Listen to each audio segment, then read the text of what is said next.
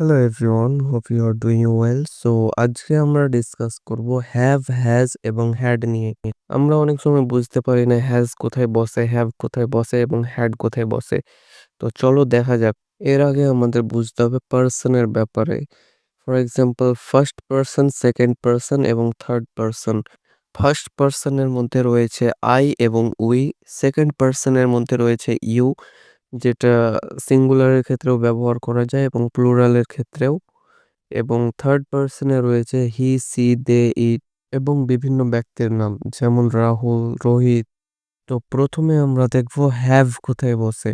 তো এখানে আমরা দেখতে পাচ্ছি ফার্স্ট পার্সন অর্থাৎ আই এবং উই, সেকেন্ড পার্সন অর্থাৎ ইউ এবং থার্ড পার্সেন্টে শুধুমাত্র দে অর্থাৎ প্লুরাল প্লুরাল নাউনের ক্ষেত্রে আমরা হ্যাভ ব্যবহার করব। খুব সহজে বলতে গেলে বলা যায় যে সিঙ্গুলার নাউনের ক্ষেত্রে আমরা ব্যবহার করব হ্যাজ এবং প্লুরাল নাউনের ক্ষেত্রে আমরা ব্যবহার করব হ্যাভ। এখানে শুধুমাত্র হ্যাভ এবং হ্যাজ আমরা প্রেজেন্ট টেন্সের ক্ষেত্রে ব্যবহার করতে পারি। এখানে হ্যাজ এবং হ্যাভ দুটোরই অর্থ কিন্তু থাকা বোঝায়, থাকা কিংবা আছে।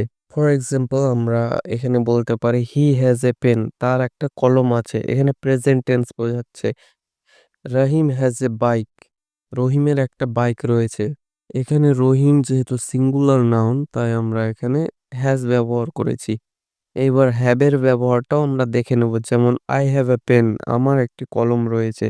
You have a mobile phone, তোমার একটি মোবাইল ফোন রয়েছে। এইবার আমরা দেখব হ্যাডের ব্যবহার। তো ফার্স্ট পার্সন সিঙ্গুলার এবং plural, second person singular plural এবং থার্ড পার্সন সিঙ্গুলার প্লুরাল। যখন আমরা পাস্ট টেন্সের ব্যাপারে কিছু বলবো, তখন আমরা সব সময় হ্যাড ব্যবহার করব। সংক্ষেপে যদি বলা হয় তাহলে আমরা ফার্স্ট পার্সন অর্থাৎ আই উই এর ক্ষেত্রে হ্যাভ ব্যবহার করব, সেকেন্ড পার্সন ইউ এর ক্ষেত্রে হ্যাভ ব্যবহার করব এবং থার্ড পার্সন শুধুমাত্র প্লুরাল নাউনের ক্ষেত্রে হ্যাভ ব্যবহার করব, সবটাই প্রেজেন্ট টেন্সের ক্ষেত্রে।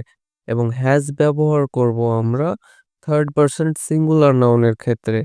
আর যখনই আমরা পাস্ট টেন্সের কোনো কিছু বুঝাবো, ছিল বুঝাবো, তখন আমরা সবসময় হ্যাড ব্যবহার করব। উদাহরণস্বরূপ বলা যায় আই হ্যাড আ পেন, অর্থাৎ আমার একটি কলম ছিল। সি হ্যাড এ বাইক, তার একটি বাইক ছিল। তো এই হলো হ্যাভ, হ্যাজ এবং হ্যাড এর মধ্যে পার্থক্য। পরবর্তী কোন টপিকের উপরে তোমরা ভিডিও চাও কমেন্ট সেকশনে অবশ্যই জানাতে ভুলবে না। আর ভিডিওটি ভালো লাগলে অবশ্যই চ্যানেলটি সাবস্ক্রাইব করে আমার পাশে থেকো। Thank you.